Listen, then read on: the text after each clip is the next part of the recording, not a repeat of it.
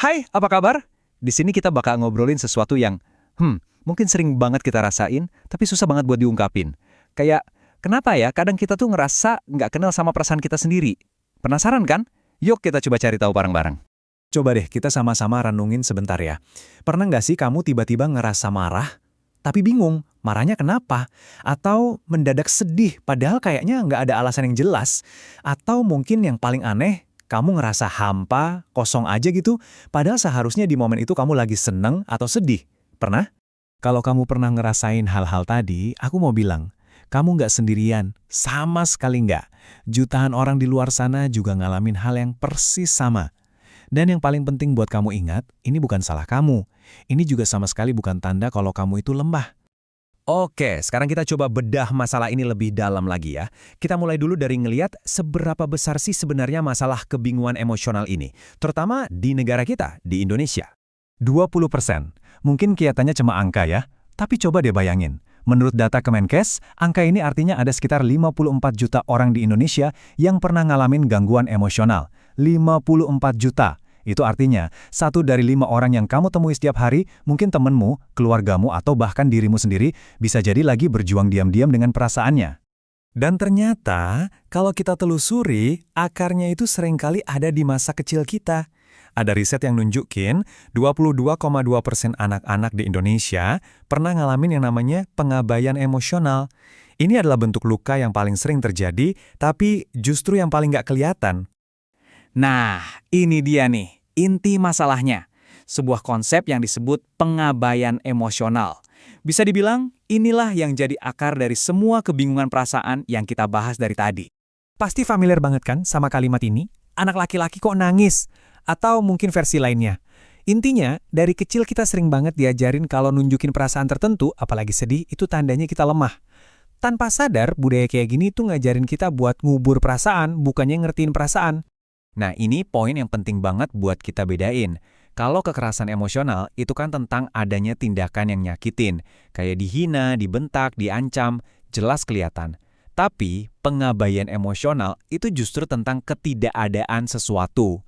Nggak adanya dukungan emosional, nggak adanya pelukan hangat pas kita lagi butuh, nggak adanya kalimat, nggak apa-apa kok kamu ngerasa gitu. Jadi, lukanya itu datang dari kekosongan. Dan pola asuh kayak gini sering jadi penyebab utamanya. Di satu sisi, ada orang tua yang otoriter, yang bikin anak mikir, oh perasaanku nggak penting, yang penting nurut. Di sisi lain, ada juga orang tua yang cuek, nggak terlibat, yang bikin anak ngerasa, aku nggak kelihatan ya, perasaanku nggak ada yang peduli. Keduanya, meskipun caranya beda, ngirim pesan yang sama ke anak, perasaanmu itu salah atau nggak penting. Oke, sekarang gimana semua pengalaman masa kecil itu nyambungnya ke kehidupan kita sekarang pas sudah dewasa? Yuk, kita sambungin benang merahnya. Apa aja sih dampaknya? Coba deh, lihat daftar ini.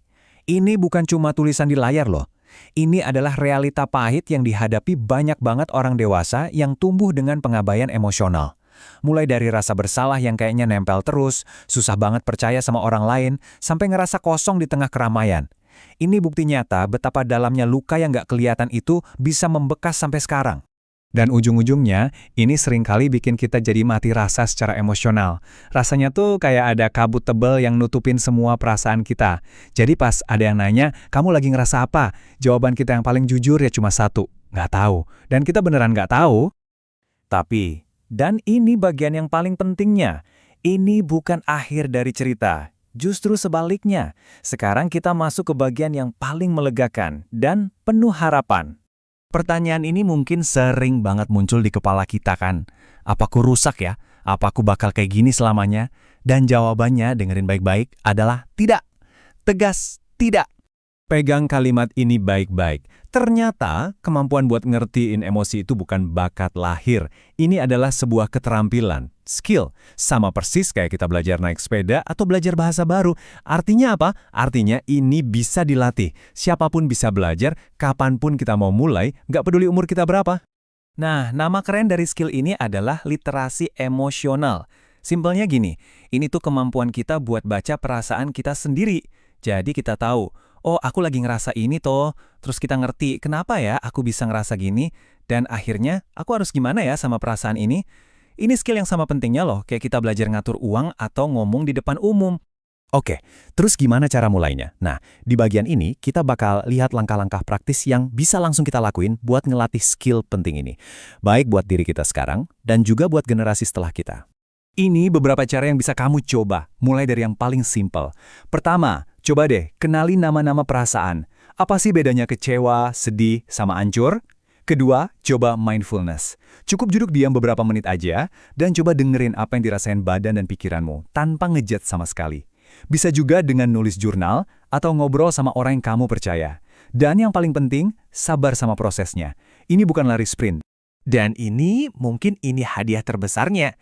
Saat kita belajar buat merasa lagi dan menyembuhkan diri, kita itu nggak cuma nolong diri sendiri loh, kita juga jadi pemutus rantai. Kita memastikan kalau luka yang sama nggak akan kita wariskan ke generasi berikutnya, ke adik kita atau ke anak-anak kita nanti. Kitalah yang menghentikan siklus itu, di sini dan sekarang. Sebelum kita selesai, aku mau ninggalin satu pertanyaan buat kamu renungkan. Nggak usah dijawab sekarang, cukup dipikirin aja. Dari semua emosi yang ada, emosi pertama apa sih yang paling pengen kamu pahami lebih dalam dari dirimu sendiri? Mungkin rasa marah, rasa cemas, atau rasa hampa itu?